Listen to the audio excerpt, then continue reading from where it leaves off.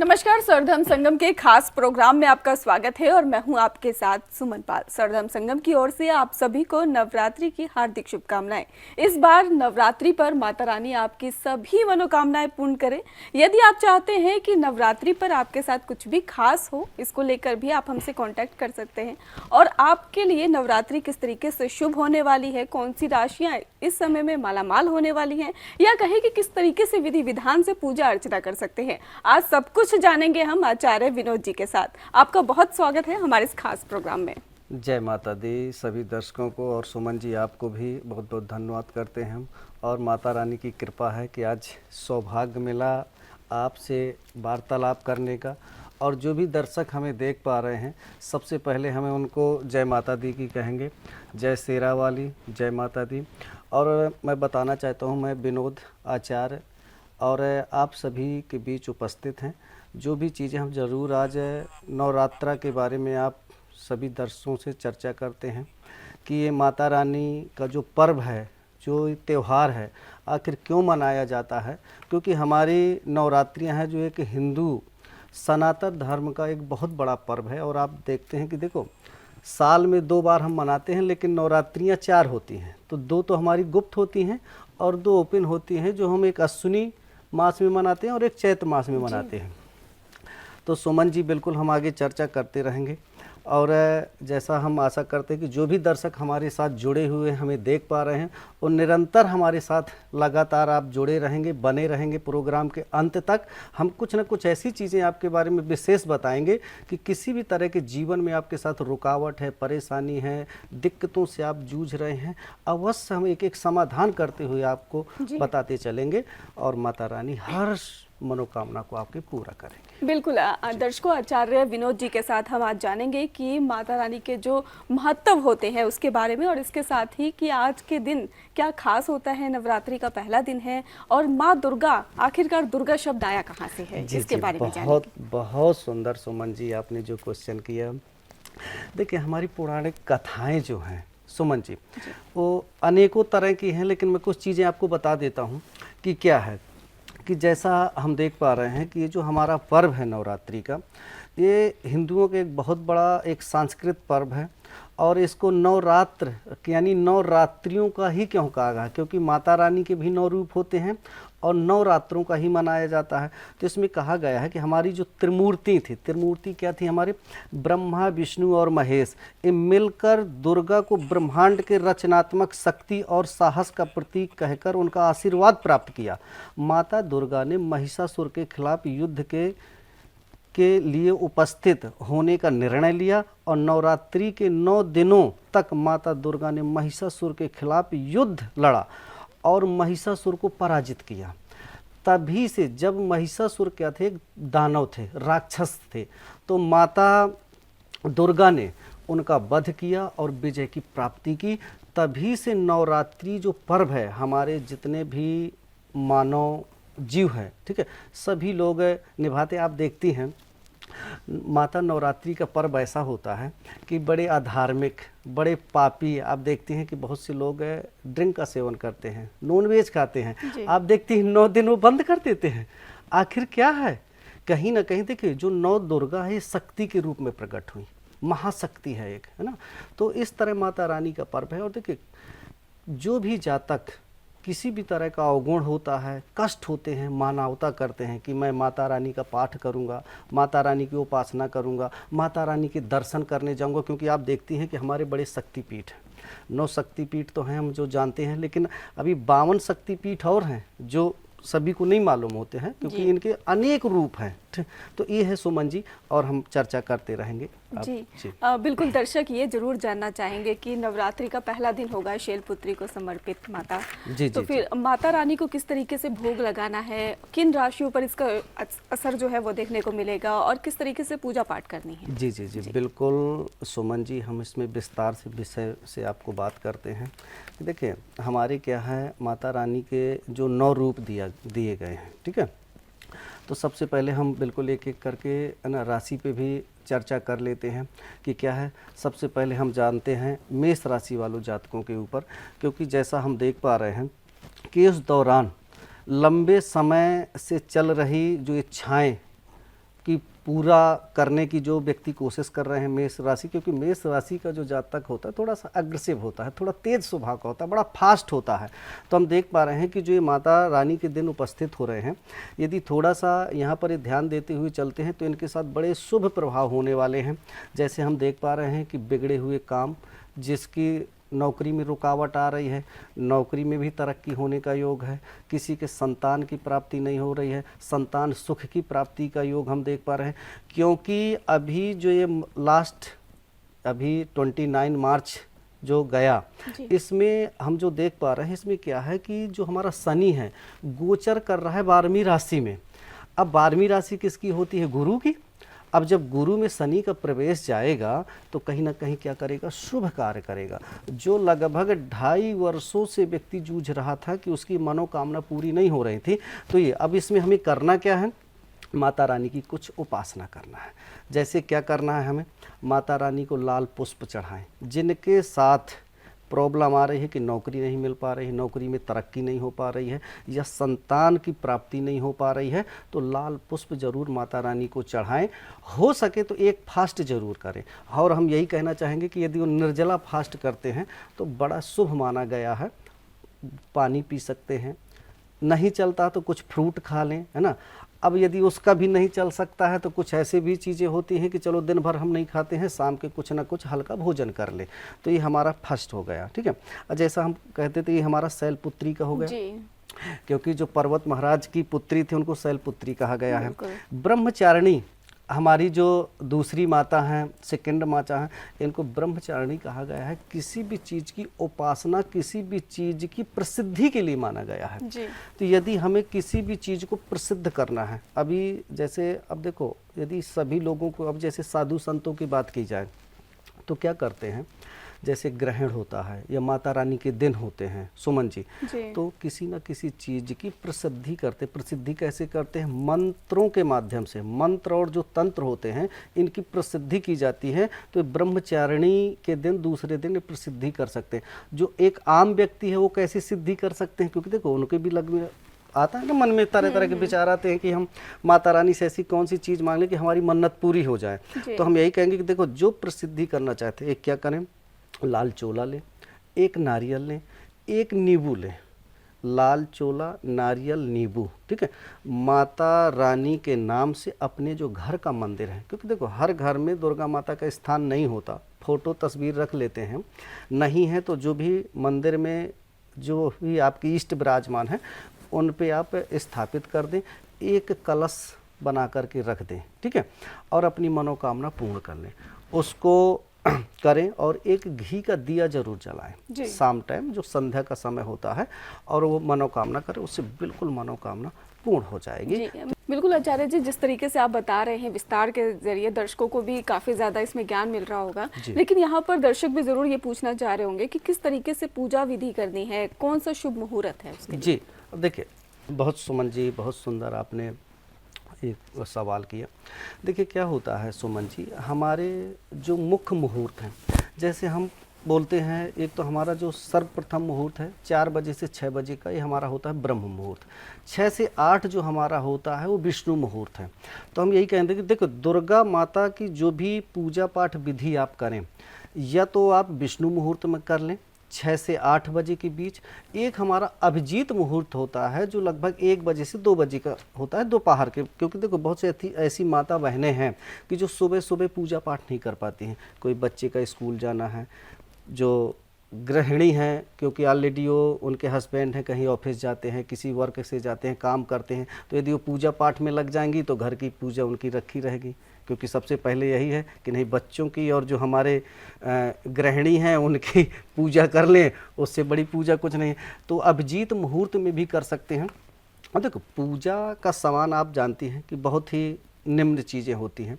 जैसे इसमें हम क्या कर सकते हैं कि जो प्रथम नवरात्र में हैं, बहुत से ऐसी माता बहनें हैं मिट्टी ला करके, जौ ला करके जबा भी बोते हैं, एक कलश स्थापित कर लें, चुनरी ले आएँ, माता रानी की तस्वीर ले आएँ, रोली का लावा ले आएँ, सिंदूर ले आएँ, ठीक है, और कुछ श्रृंगार ले आएँ, और जो 9 दिन की उपासना करना चाहती हैं तो इस विधि विधान के साथ हमने आपको जो मुहूर्त बताए, ये 2 मुख्य मुहूर्त हैं। इन मुहूर्तों में पूजा अपनाएं तो ये बड़ा शुभ ही माना होगा, और जो भी मनोकामना आप लेकर के करते हो वो मनोकामना आपकी बिल्कुल पूरी होगी। बिल्कुल आचार्य जी, अगर हम माता चंद्रघंटा की बात करें तो किस तरीके से शुभ रहने वाला है, क्या पूजा विधि रहेगी और जी। कौन सी ऐसी राशियां हैं जिन पर इनका खास असर रहेगा? जी जी जी, देखिए माता चंद्रा घंटा की जो बात करें हम माता, क्योंकि ये तीसरी पूजा है हमारी, इसमें क्या है किसी भी प्रसिद्धि, अब जैसे हो गया किसी भी मानवता, जैसे हमने कोई मन्नत मांग रखी है पहले से, तो ये मन्नत के लिए हमारी जो चंद्र घंटा है माता की पूजा करना चाहिए। जैसे हम होता है ना कि आप देखते हैं सुमन जी कि हम बहुत पहले से मानवता मान रखते हैं कि इस बार हमारी माता रानी ऐसा काम हो जाए तो हम माता का है ना व्रत जी। करेंगे, उपासना करेंगे।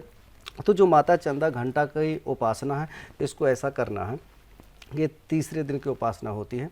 इसमें क्या करना है कि देखो विशेष रूप से आपको क्या करना है, माता के लिए चुनरी जरूर अर्पित करें, और चुनरी के साथ साथ जो श्रृंगार का सामान है, श्रृंगार क्या होता है हमारे आप जानती हैं, जैसे चूड़ी हो गई, बिंदी हो गई, नेल पॉलिश हो गई, है ना, ये जरूर माता रानी को अर्पित करें।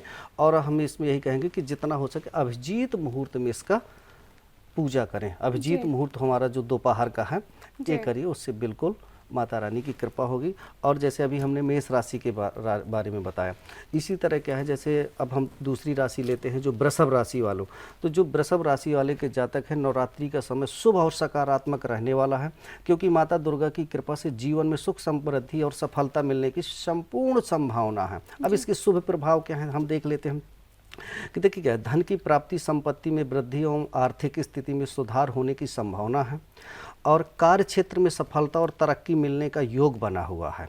हाँ, कुछ है इसमें समस्याओं और समाधान का विशेष ध्यान देना है कि जो भी परेशानियां या संकट हैं वे दूर होंगे और जीवन में खुशियां आएंगी, मनोकामना इनकी पूरी होगी। नवरात्रि के दौरान माता दुर्गा की अर्चना करने से मनोकामना पूर्ण होनी है। और इनके कुछ ऐसे उपाय हैं कि प्रतिदिन माता दुर्गा की पूजा करें और लाल पुष्प जरूर चढ़ाएं। जो भी वृषभ लगन के जातक हैं, किसी भी तरह की कोई रुकावट जीवन में बनी हुई है तो माता रानी को एक लाल फूल जरूर चढ़ाएं। और हम एक मंत्र बता देते हैं, उस मंत्र का जरूर, जैसे देहि सौभाग्य आरोग्य देहि में परम सुखम, इस मंत्र का जाप अवश्य करें वृषभ राशि वाले जातक। जी जी, आप अगले दिन की बात कर लें नवरात्रि की, तो वो कैसा रहेगा? जी, जैसा हम देख पा रहे हैं कि जो हमारा चतुर्थ दिन होता है माता कृष्मांडा का है, जी। ठीक है।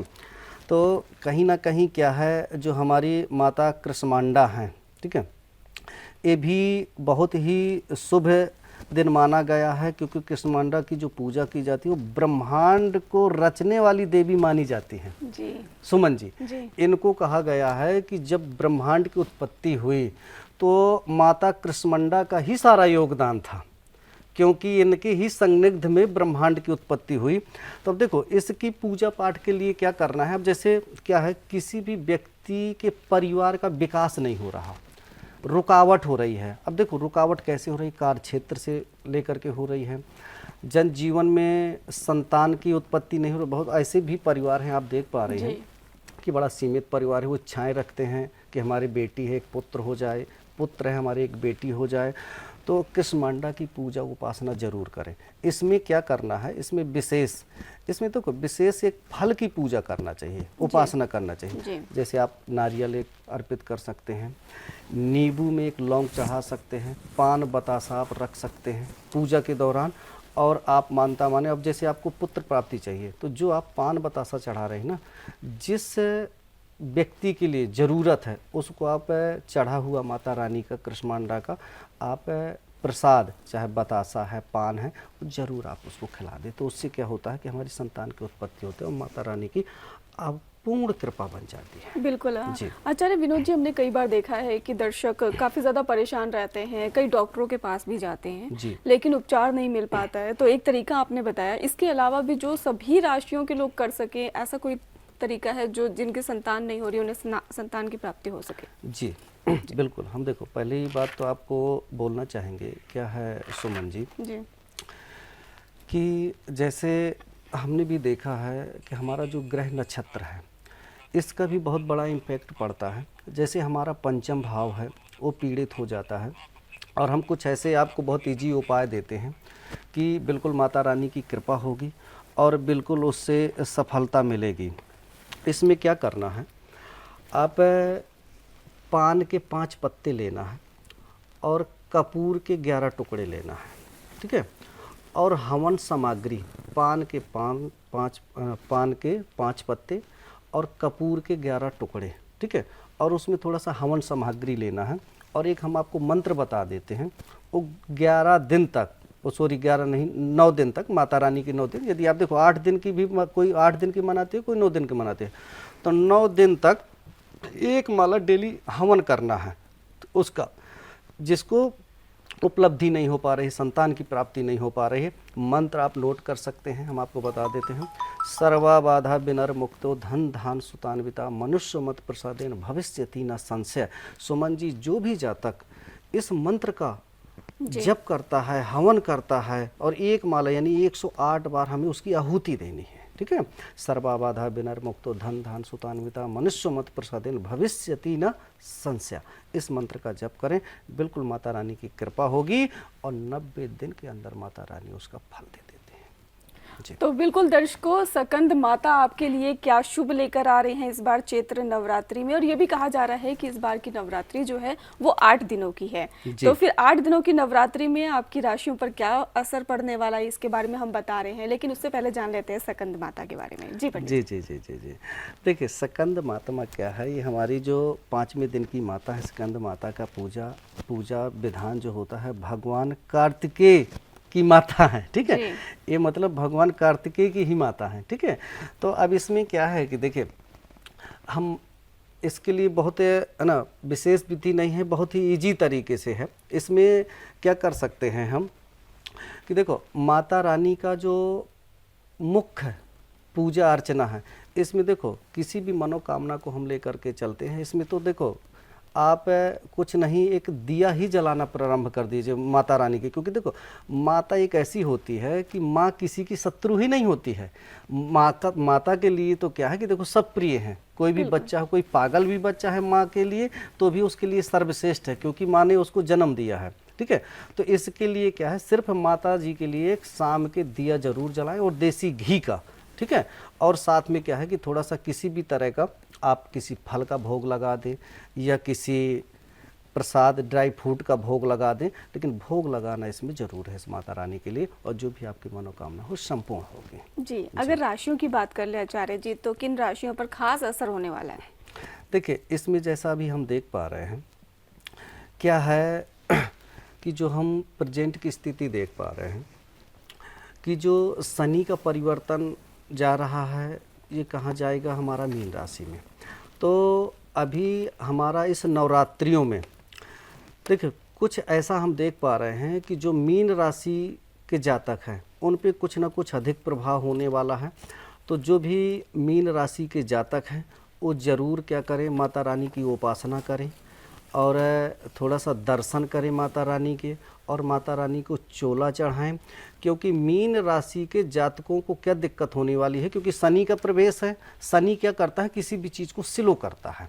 अभी भी हम देख पा रहे हैं जैसे बुध, सूर्य, शुक्र की आहुति भी मीन राशि में चल रही है, ठीक है। तो ये जातक क्या करें कि थोड़ा सा शनि के लिए है ना, थोड़ा सा तेल अर्पित करें। शनिवार के दिन कोई अपाहिज या विकलांग मिले तो माता रानी के दिनों में अपाहिज की सेवा जरूर कर लें। तो जिससे क्या होगा कि जो अभी इस नवरात्रि में जो मीन राशि वालों के ऊपर थोड़ा सा जो बाधाएं हैं वो बाधाएं बिल्कुल टल जाएंगे जी। बिल्कुल दर्शकों, कात्यायनी माता के बारे में भी हम बात करेंगे, लेकिन उससे पहले ये जानेंगे कि आखिरकार माता रानी की इतनी सारी भुजाएं होती क्यों हैं। जी आचार्य जी जी जी, बहुत शुभ है। देखिए क्या है सुमन जी, आपने बहुत सुंदर सवाल किया, क्योंकि आखिर 8 भुजाएं ही क्यों हैं? माता रानी के 9 रूप हैं, तो कम से कम 18 भुजाएं होनी चाहिए ना। हमारे 1 रूप है, 2 भुजाएं हैं। तो इसकी बड़ी पौराणिक कथा है। माता रानी का स्वरूप लक्ष्मी का स्वरूप है। लक्ष्मी जी को भी माता रानी कहा गया है, ठीक है। धन सुख शांति समृद्धि माता रानी सब देती हैं। हम आपको बता देते हैं कि देखो क्या है सुमन जी, कि जो 8 भुजाएं क्यों हैं उसका एक बहुत ही एक लॉजिक है और बहुत ही जी। जब कोई कन्या होती है, जब कोई बच्ची जन्म लेती है तो उसको हम क्या कहते हैं? बेटी कहते हैं। एक दो हाथ होते हैं, रूप एक ही होता है। इसके बाद क्या होता है कि वही बेटी क्या बनती है? बहन बनती है। ठीक है जी। तो देखो, जब तक वो कन्या है, बेटी है, कन्या और बेटी का फर्ज निभाती है माता पिता के साथ, सभी के साथ। जब वो बहन बनती है, बहन का फर्ज भी निभाती है, बड़ी आज्ञाकारी होती है, बड़ी शुभ होती है, घर गृहस्थी सब कुछ देखने वाली, बड़ी समझदार होती है। इसके बाद क्या होता है सुमन जी कि वही जाकर के क्या बनती है? औरत बनती है। आप देखिए, वो दूसरे का घर संभालती है, एक परिवार संभालती है। इसके बाद क्या बनती है? माँ बनती है। अब देखिए, अब इसमें यही कहा गया है कि ये जो 8 भुजाएं क्यों हैं? एक तो पहले बेटी का हो गया, दूसरा बहन का हो गया, तीसरा औरत का हो गया, ठीक है, और चौथा हो गया माँ का। ठीक है, तो ये क्या होता है कि देखो 4 पड़ाव आते हैं। और जैसा हमने आपको बताया कि माता रानी के क्यों, तो देखो माता रानी का सौभाग्य यही है, आप भी देखती हैं कि जब हमारे 8 हाथ होंगे ना, 8 हाथों का मतलब ये होता है कि हमारी चारों दिशाएं, जब हम चारों दिशाओं को बांध लेंगे तो हमारी एक शक्ति बराबर हो जाएगी, उसमें हमारा बल साबित हो जाएगा। आज क्या है, आप देख पा रहे हैं, जिस घर में 4 लोग हैं, एक उधर बिखर गया कि उधर बिखर गया, तो वो शक्ति हीन हो जाएगी, शक्ति खत्म हो जाएगी, उस परिवार में असमंजस प्रकट हो जाएगा। तो माता रानी के जो 8 हाथों का एक यही सबसे बड़ा स्पष्टीकरण है कि हमें एकजुट हो करके रहना है। और ये जो हमारे अस्त्र शस्त्र जो भी है, यदि 8 हाथ हमारे एक साथ रहेंगे ना, तो किसी भी ताकत को, किसी भी चीज़ को हम अचीव कर सकते हैं, बड़ी सी बड़ी समस्याओं को। क्योंकि देखिए, जब हमारे 8 हाथ होते हैं, अब देखिए माता रानी का वो है सवारी है, कौन है? शेर जी। अब जब ये चारों चीज़ों को जो व्यक्ति एकत्रित कर लेता है, उसकी ताकत शेर जैसी हो जाती है। इस सबसे बड़ा लॉजिक यही है इसका कि शेर जैसी ताकत हो जाती है। आप देखती हैं, देश बढ़ जाते हैं, घर बढ़ जाते हैं, हमारा आप देखिए हमारी कितनी पौराणिक है। देखो, भगवान ने जब जन्म दिया मानव का, तो आपको पता है कि देखो एक ही व्यक्ति के शरीर से, ठीक है, ये मानव तंत्र हुआ। क्योंकि देखो आपको पता है, ब्राह्मण कहाँ से हुआ? मुख से पैदा, ठीक है। क्षत्रिय कहाँ हुआ? देह से, ठीक है। वैश्य कहाँ से हुआ? जघन से, ठीक है। और जो शूद्र कहाँ से पैदा हुए? पैरों से। इंसान तो एक ही है ना, एक ने ही इंसान ने इनको, हमें चारों प्रजातियों को जन्म दिया। अब हम लोगों ने यहाँ क्या किया? बांट दिया। अब आज बांट दिया, अब हम यही हो जाति को लेकर के ही परेशान है। आज हमारा किसी भी धर्म को, किसी भी देश को, कुछ भी ले लीजिए, सिर्फ इसीलिए हम एकत्रित नहीं हो पाते, किसी चीज़ को काबू में नहीं कर पा रहे हैं, बड़ी उपलब्धि नहीं पा रहे हैं कि हम इन्हीं चीज़ों में इतना भ्रमित हैं, इतना असमंजस हैं। तो देखो, जो भी दर्शक हमें देख पा रहे हैं, इसको ज़रूर आप थोड़ा सा समझने के लिए कोशिश करें कि देखो, भगवान ने हमको एक ही शरीर से प्रकट किया है, तो हमें सबको एकजुट रह करके रहना है। और देखो, माता रानी का सबसे बड़ा यही उद्देश्य है कि आप बटो नहीं। यदि आप किस चारों, चाहे ब्राह्मण हो, चाहे क्षत्रिय हो, चाहे वैश्य हो, चाहे शूद्र हो, उनको आप कभी गलत भावना से मत देखिए, सबका मान सम्मान करिए। माता रानी ने कभी नहीं कहा है कि एक परिवार अलग हो, है ना, जहाँ एक सद्भावना बनी रहेगी, जहाँ एक प्यार बना रहेगा, जहाँ जाति पाति मत भेदभाव नहीं होगा, वहाँ एकजुटता बनी रहेगी। और आपकी जो कैपेसिटी है, आपकी जो क्षमता है, आपकी जो ताकत है, वो बिल्कुल बरकरार बनी रहे। देखो, देवी देवताओं ने कभी हमें आपको बांटा नहीं है, ये सिर्फ बांटा है कुछ हमारे, आज देखिए हमारे भारत में शासन करके गए लोग क्या किया? उन्होंने यही किया, सिर्फ बांटने का काम किया। लेकिन यदि भगवान ने हमें पहले से बुद्धि विवेक दी, हमारे आज देखो जो भी वेद और शास्त्र है, उनमें सब कुछ बिल्कुल स्पष्ट लिखा हुआ है कि नहीं, हम सब एक हैं, हमारा खून एक है, हमारा रूप रेखा वेशभूषा सब एक है। फिर आखिर ऐसा क्यों? तो सुमन जी, ये चीज़ आपने जो बोली कि आखिर 8 हाथ क्यों, तो देखो 8 हाथ की मुख्य जो प्रथाएं हैं, यही चीज़ है कि हमें एकजुट रहना है। और माता रानी को इसी 8 भुजा का जो प्रतीक दिया गया है, जो हमारे वेद शास्त्रों में, सिर्फ इसीलिए कि यदि आप चारों चीज़ों को एक साथ करके चलते हो, तो आपको 8 बलों में बल रहेगा। बिल्कुल। जी सुमन जी। आचार्य विनोद जी बस ये संदेश देना चाहते हैं कि आप परिवार के साथ रहें, इकट्ठे होकर रहें, ताकि आप मजबूत बने रहें। जी। चलिए अब जान लेते हैं, हम अपने माता रानी के बारे में बात कर रहे थे, 9 रुपए के बारे में बात कर रहे थे, हम थे कात्यायनी माता पे। कैसा जी। रहेगा, क्या शुभ मुहूर्त रहेगा, किस तरीके से पाठ पूजा करनी है, कौन सी राशियां हैं जो फलदायक साबित होंगी? जी जी जी जी, बहुत सुंदर। देखिए इसमें क्या है, जैसा हम देख पा रहे हैं माता कात्यायनी का, है ना। जी तो जो हमारी माता कात्यायनी है, छठे दिन कात्यायनी की पूजा की जाती है। और देखो इसमें क्या होता है, व्यक्ति विशेष रूप से, है ना, शक्ति और साहस की प्रतीक है माता कात्यायनी। और सबसे बड़ी चीज़ हम आपको बताना चाहते हैं सुमन जी, जी कि जो नवविवाहित कन्याएं हैं उनको विशेष रूप से माता कात्यायनी की पूजा करना चाहिए। जी वो कैसे कर सकती हैं? अपनी, जैसे बहुत सी कन्याएं हैं उनका विवाह नहीं हो पा रहा है, बड़ी देरी हो रही है, मनचाहा वर नहीं मिल पा रहा है, क्योंकि आजकल तो बड़ी समस्या है। देखो जो भी बच्चियां हैं सब पढ़े लिखे हैं, एजुकेटेड हैं, मेल नहीं मिल पा रहा, संयोग नहीं बन पा रहा, तो माता कात्यायनी की वो पूजा करें। और उसकी पूजा करने के लिए हम एक विशेष विधि बता देते हैं। एक लाल पेन लें और माता कात्यायनी का नाम उसमें ज़रूर लिखें, ठीक है। और थोड़ा सा क्या करना है कि जैसे पान ले लें और बतासा ले लें और उसमें एक लौंग रख करके एक बीरा बना दें, ठीक है, और एक पूजा स्थान में रख दें अपनी मनोकामना ले करके। और सिर्फ 9 दिन उस पर जोत ही जलाना है, ठीक है। इतना करते हुए कर दें। पान का पत्ता एक ही बार रखना है, लेकिन 9 दिन तक ज्योति जलाना है। तो इतना करें तो जो माता कात्यायनी की पूजा है, माता कात्यायनी बिल्कुल आपके विवाह में समर्पित होंगी और आपका समय के साथ मन मुताबिक आपको वर मिलेगा और ईश्वर आपकी मनोकामना पूरी करेगा। जी। तो बिल्कुल दर्शकों, जिनका विवाह नहीं हो पा रहा है, आचार्य जी ने बताया है कि किस तरीके से विधि विधान के साथ आपको पूजा अर्चना करनी है।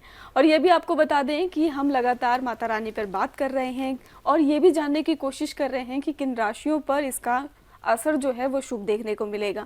हालांकि असर तो सभी पे शुभ देखने को मिल रहा है आचार्य जी, ऐसा कोई राशि नहीं है जिस पर कोई भी ऐसी नेगेटिव अगर कहें कि बात हो, ऐसी कुछ भी नहीं है। चलिए दर्शकों, अब जान लेते हैं कि काल रात्रि जो माता हैं आखिरकार इस बार नवरात्रि पर किस तरीके से आप पर धन की वर्षा करने वाली हैं, या कहें कि ऐसी कौन सी चीज है जो आपकी जीवन में अब बहुत ज्यादा शुभ होने वाली है। आचार्य जी से जानते हैं। जी बहुत सुंदर। देखिए क्या है सुमन जी, कि जो माता हमारी काल रात्रि है, ये क्या है, हमारा 7वां दिन होता है जो नवरात्रा का होता है। बड़ा ही पावन और बड़ा ही पवित्र माना गया है। और है ना, जो भी उपासना करते हैं तो यही कहते हैं कि बस माता रानी के अब एक दिन और बचे हैं, आज बस है। और ये है ना, काल रात्रि माता का दिन है। इसमें क्या है, 7वें दिन की काल रात्रि पूजा होती है और ये बहुत विधि विधान से बुराई की नाश करने वाली देवी हैं और बुराई को नाश करके और अच्छाई का प्रतीक देने वाली माता है, ठीक है। तो इसमें हमें विशेष रूप से क्या करना चाहिए काल रात्रि की पूजा के लिए? इसमें हमें अग्नि में हमें थोड़ा सा, जैसे लौंग है और कपूर है, घी है, बतासा है, और इसमें हमें एक माला आहुति जरूर देना चाहिए। और इसमें मंत्र का हम क्या उच्चारण कर सकते हैं, जैसे सर्वा बाधा विनर मुक्तो धन धान सुतान्विता मनुष्य मत प्रसादेन भविष्यति न संशय। और जैसा हम देख पा रहे हैं कि इस नवरात्रि में जिन जातकों के साथ सबसे बड़ी समस्या क्या हो रही है कि किसी भी तरह की पदोन्नति नहीं हो पा रही है, कार्य क्षेत्र में बाधा आ रही है, तो इस उपाय के माध्यम से पदोन्नति होगी, कार्य क्षेत्र में बढ़ोतरी होगी और घर में सुख शांति समृद्धि होगी।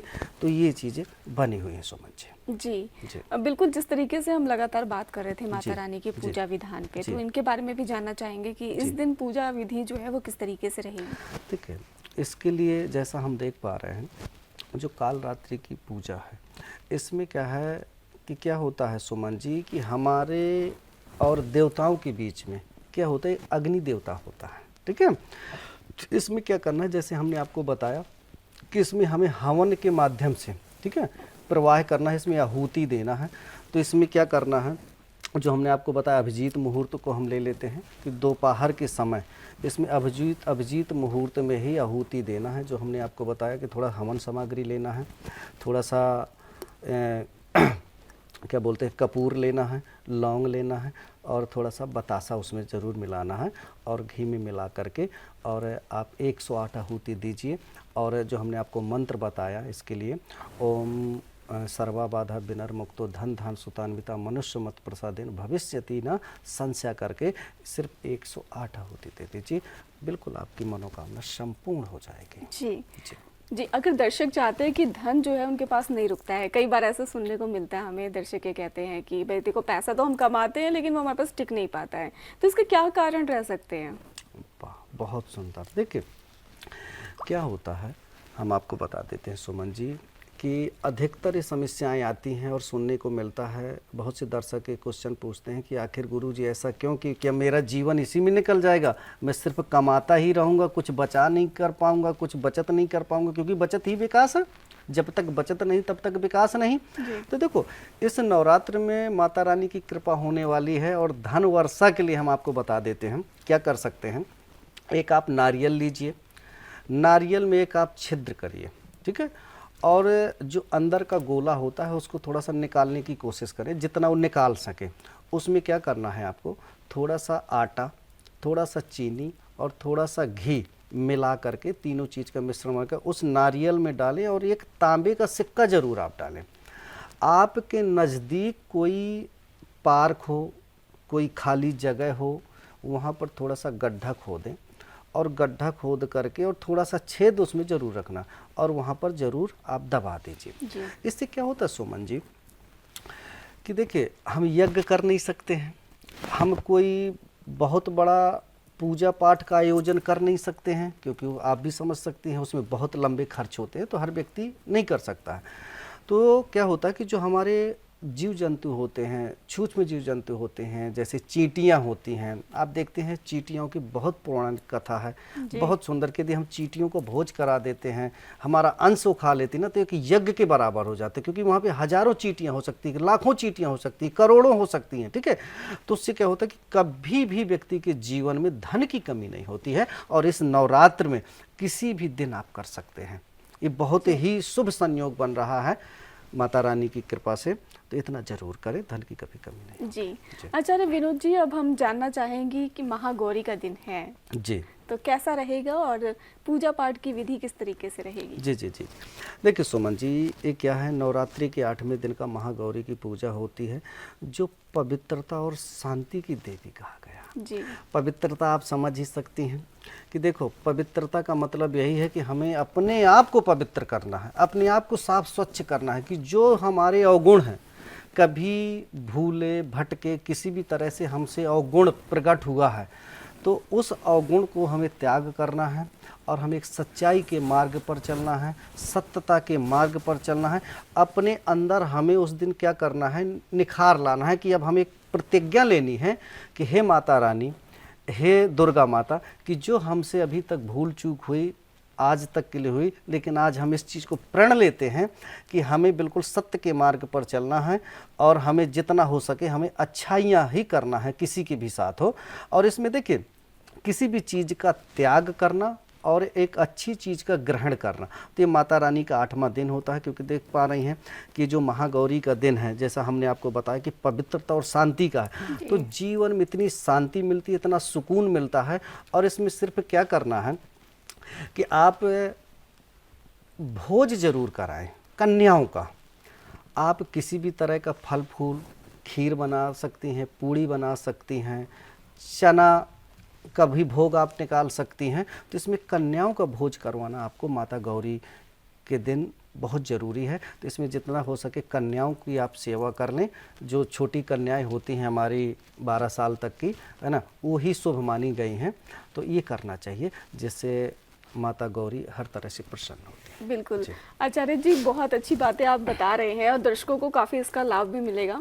तो अगर हम सिद्धिदात्री माता की बात करें तो क्या इसके लिए शुभ रहने वाला है, किस तरीके से विधि से पूजा अर्चना करनी? जी जी जी जी देखिए क्या है, हम आपको बता देते हैं सुमन जी, माता रानी की कुछ ऐसी कृपा है कि देखो इस बार क्या है, जो चौथी और पंचमी है ये एक साथ मनाई जाएगी सुमन जी, ठीक है।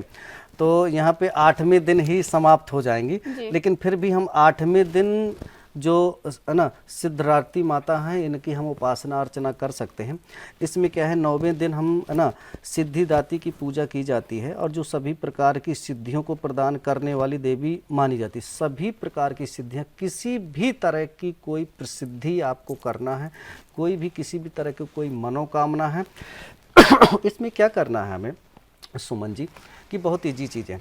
इसमें आप जो भी आपके कुल देवी देवता हैं जी। उनके लिए भोग जरूर आप निकालें, क्योंकि जो हमारी है ना सिद्धिदात्री माता है, ये यही कहती हैं कि अपने जो भी कुल देवी देवता हैं उनके लिए भोग लगाएं और माता रानी की भोग लगाएं और कुछ ना कुछ घर से दान जरूर करें, जी। किसी कन्या के रूप में करें, ठीक जी। है। तो इसकी ही प्रधानता मानी गई है, इतना ही करना चाहिए सुमन जी।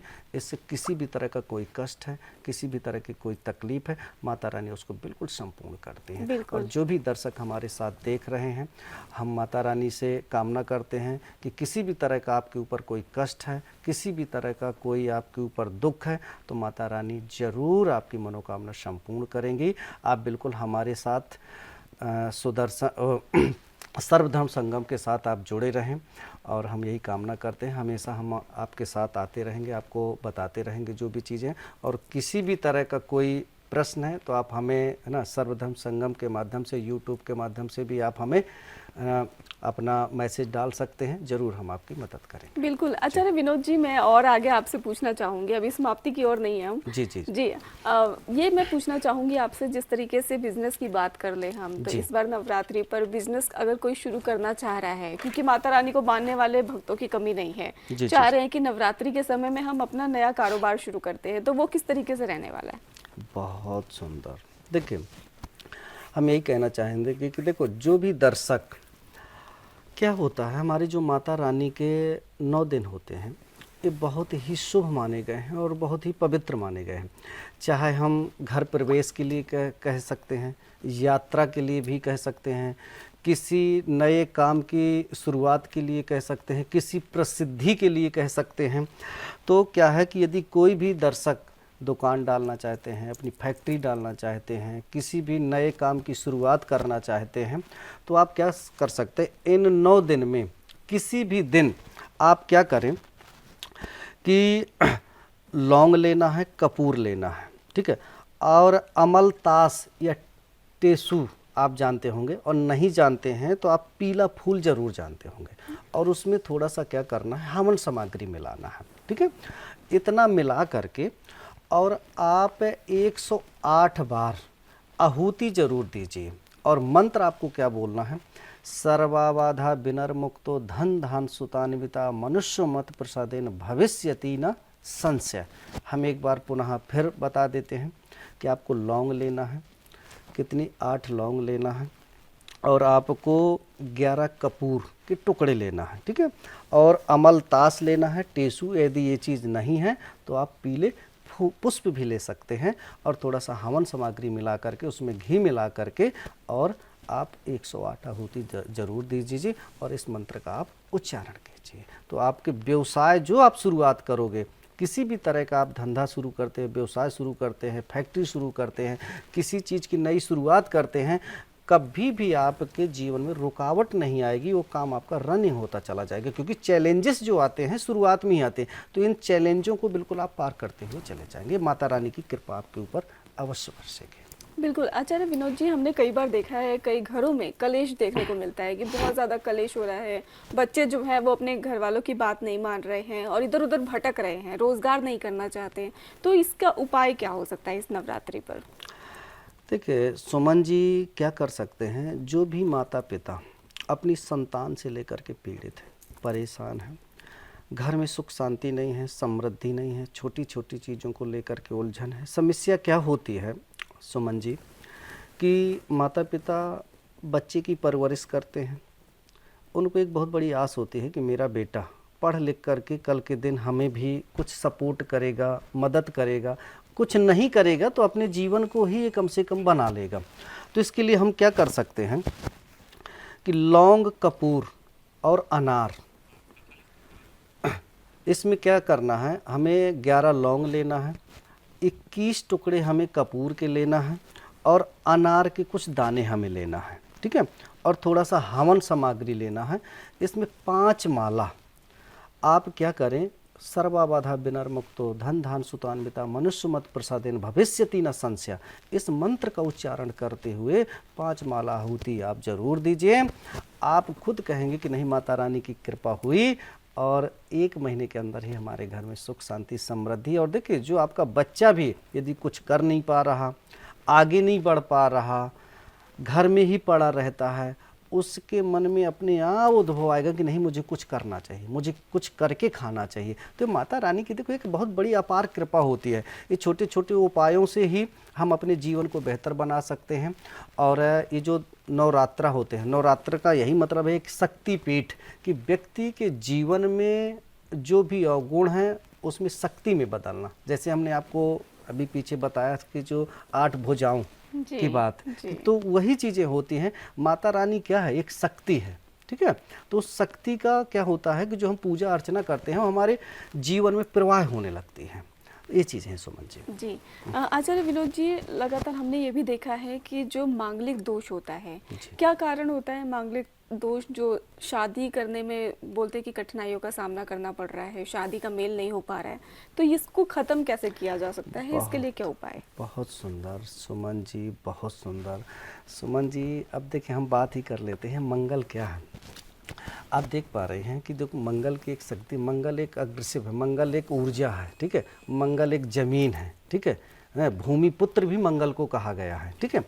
तो क्या होता है कि जब हमारे कुंडली में प्रथम house, 4th house, 7th house, 8th house और 12th हाउस भी मंगल विराजमान होता है, किसी कन्या की हो गया या किसी लड़के की हो गया, तो उसमें क्या होता है। आचार्य जी, मैं यहाँ पे आपको रोकना चाहूंगी। जैसे नवरात्रि का शुभ अवसर चलेगा, शुभ दिन चलेंगे, उसके बारे में थोड़ा सा विस्तार से बताइए कि उसमें हम क्या उपाय कर सकते हैं। देखिए, जो माता रानी के दिन चल रहे हैं, तो हमें क्या करना है इसमें, कि इसमें हमें थोड़ा सा क्या करें, जैसे हम माता रानी के दोनों में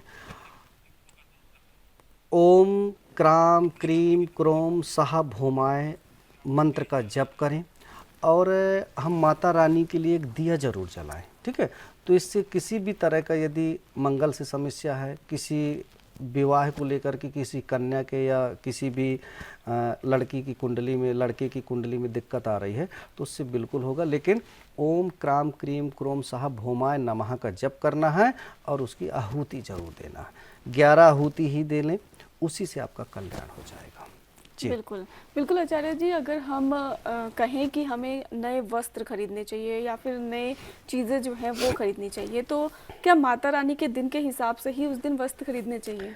बहुत सुंदर। देखिए क्या है सुमन जी, आप देख पा रही हैं कि हमारा जो पर्व है, हमारा जो चैत्र मास है, ठीक है, माता नवरात्र जैसे हमारे शुरू होते हैं, हमारे पूरे वर्ष की शुरुआत होती है, क्योंकि एक नया सत्र शुरू होता है, ठीक है।